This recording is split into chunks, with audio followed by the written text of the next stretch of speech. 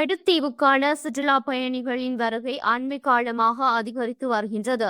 எனவே அப்பிரதேச மக்கள் மற்றும் சுற்றுலாவிகளின் நலன் கருதி நெடுந்தீவு இறங்குதுறையை புனரமைக்க வேண்டிய தேவை எழுந்துள்ளது.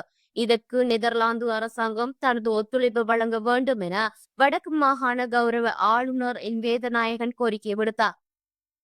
வடக்கு மாகாண ஆளுநருக்கும் இலங்கைக்கான நெதர்லாந்து தூதுவர் வி.பே.டி. போர் அவர்களுக்கும் இடையிலான உத்தியோகபூர்வ சந்திப்பு ஆளுநர் செயலகத்தில் நேற்று புதன்கிழமை 21ஆம் தேதி மாலை 6 மணியளவில் நடைபெற்றது.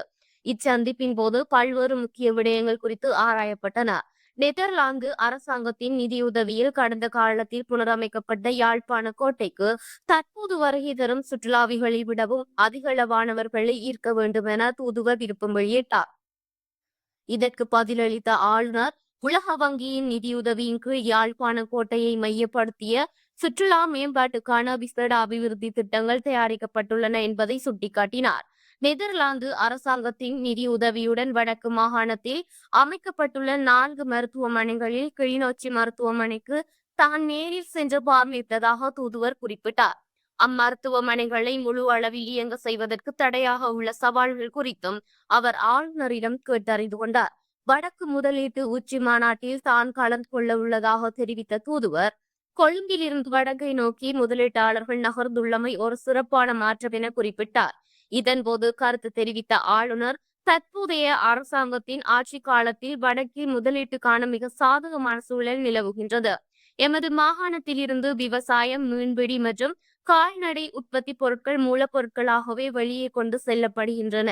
இவற்றை இங்கேயே பெறுமதி பொருட்களாக மாற்றுவதற்கான தொழிற்சாலைகளே எமக்கு அவசியமாகின்றன என வலியுறுத்தினார். மேலும் பனைசார் உற்பத்தி பொருட்களின் ஏற்றுமதி வாய்ப்புகள் குறித்தும், குறிப்பாக பனையிலிருந்து புத்தாக்க முயற்சியாக யாழ்ப்பாணத்தில் மேற்கொள்ளப்படும் வைன் உற்பத்தி குறித்தும் ஆளுநர் எடுத்துரைத்தார். இம்முயற்சிகள் எதிர்காலத்தில் மாகாண பொருளாதாரத்தில் நேரான தாக்கத்தை ஏற்படுத்தும் என அவர் நம்பிக்கை வெளியிட்டார். அண்மையில் வீசிய டிட்வா புயலால் வடக்கிற்கு ஏற்பட்ட பாதிப்புகள் குறித்தும் தூதுவர் கேட்டறிந்து கொண்டார். அத்துடன் மாகாண நிர்வாக செயற்பாடுகள், மாகாண சபை தேர்தல், போதைப் பொருள் பாவனை விவகாரம் மற்றும் இந்திய இழுவை படகுகளின் அத்துமீறல் உள்ளிட்ட விடயங்கள் குறித்தும் விரிவாக கலந்துரையாடப்பட்டது.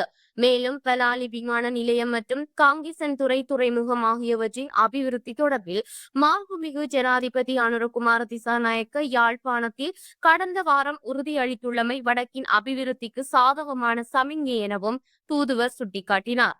இக்கலந்துரையாடலில் வடக்கு மாகாண ஆளுநரின் செயலாளர், ஆளுநரின் இணைப்பு செயலாளர்கள் மற்றும் நெதர்லாந்து தூதரகத்தின் சிரேஷ்ட அரசியல் ஆலோசகர், கலாச்சார ஆலோசகர் ஆகியோர் பங்கேற்றனர்.